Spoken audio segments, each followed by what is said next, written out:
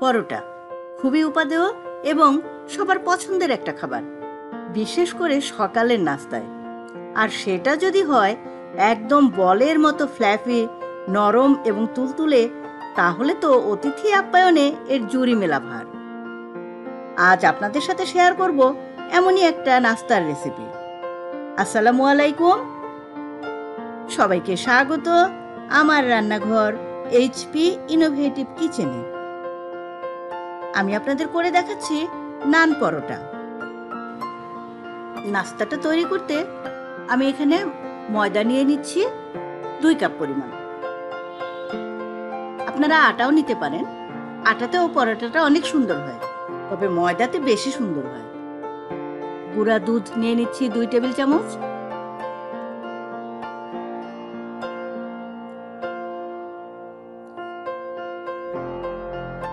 চিনি নিচ্ছি 2 চা চামচ।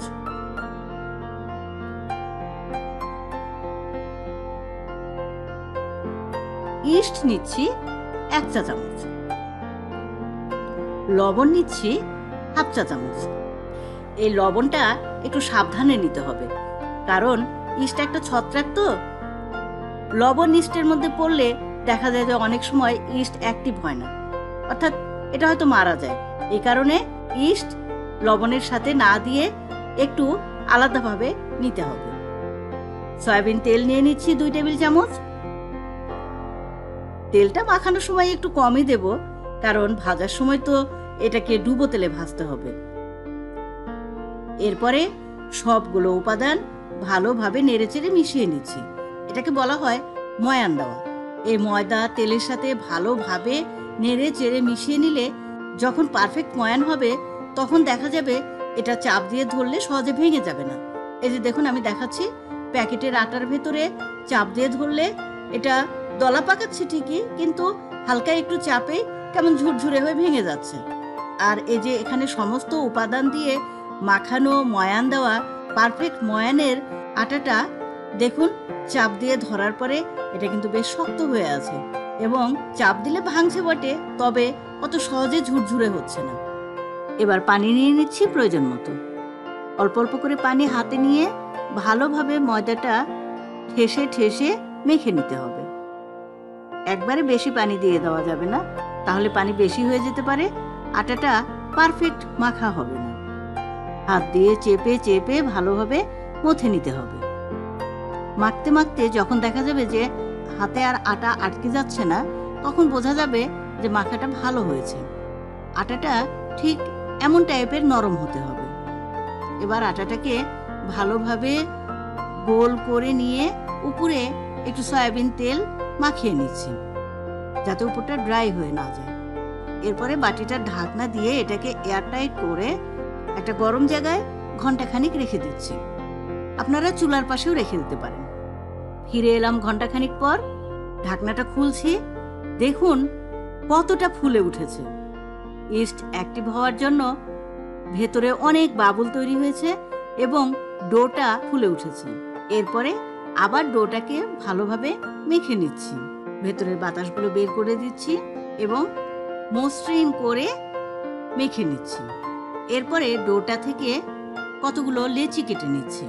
আমি যেরকম আকৃতির রুটি বা পরোটা বানাবো, সেই রকম আকৃতিতে সমান সমান করে লেচি কেটে নিচ্ছি।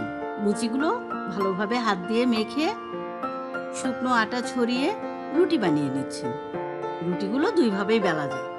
শুকনো ময়দা ছড়িয়েও বেলা যায়, আবার উপরে তেল মেখেও বেলে নেওয়া যায়। তেল অবশ্য না দিলেও চলে, কারণ আটাটা মাখার সময় তেল দেওয়া হয়েছিল। এই জন্য শুকনো আটা ছাড়া বেলে নিলে তেলের ভেতরে এগুলো অনেক ভালোভাবে ফুলে এবং শুকনো আটাগুলো তেলে পুড়ে যায় না। রুটিটা একটু মোটা করেই বানাতে হবে। ঠিক এরকম মাপের মোটা করে রুটি বানিয়ে নিলাম। এরপরে একটা পাত্রে তেল দিচ্ছি একটু বেশি পরিমাণে, কারণ এই রুটিগুলোকে ডুবো তেলে ভাজতে হবে। তেলটা ভালোভাবে গরম হওয়ার পরে এর মধ্যে একটা রুটি ছেড়ে দিলাম। দেখুন কি সুন্দরভাবে ফুলে উঠছে। রুটিগুলোকে চাপ দিয়ে তেলের মধ্যে ডুবিয়ে দিতে হবে।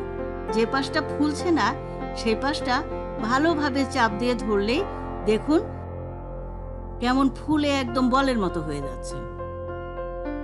উল্টে দিলাম, দুই পাশ ভালোভাবে লাল লাল করে ভেজে উঠিয়ে নিলাম। দেখুন এই রুটিটা আমি শুকনো ময়দা ছাড়া বেলে নিচ্ছি। এভাবে বেলার সময় আপনারা তেল মাখিয়েও নিতে পারেন। এই ডোগুলো দিয়ে যে রুটি বানানো হলো, এই রুটিগুলো কিন্তু তেল ছাড়াও ভেজে নিলে চমৎকার বলের মতো নান রুটি হয়ে যাবে। আপনারা তেলে ভেজেও করতে পারেন, শুকনো খোলাতেও ভেজে নিতে পারেন। আপনাদের জন্য এর পরবর্তীতে আমি গার্লিক নান রুটি নিয়ে আসব। দেখুন কি সুন্দর চমৎকার একদম বলের মতো নরম ফ্ল্যাফি নান পরোটা।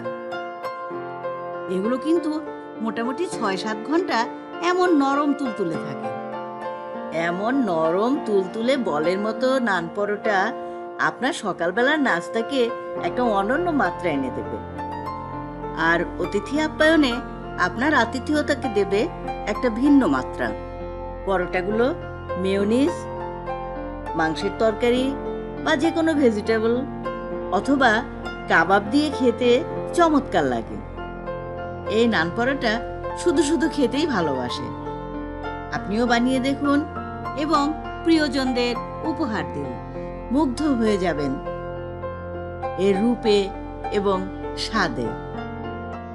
পরোটাগুলো মেয়োনিজ, মাংসের তরকারি অথবা যে কোনো সবজি দিয়ে খেতে কিন্তু চমৎকার লাগে। আমার চ্যানেলে চাইনিজ ভেজিটেবলের এই রেসিপিটি দেওয়া আছে। আপনারা এন্ড স্ক্রিন, আই বাটন এবং ডেসক্রিপশন বক্স থেকে সেই রান্নাটা দেখে নিতে পারেন। আজ এ পর্যন্তই। সবাই ভালো থাকবেন, সুস্থ থাকবেন এবং আমার চ্যানেলের সাথেই থাকবেন। আসসালামু আলাইকুম। ধন্যবাদ সবাইকে।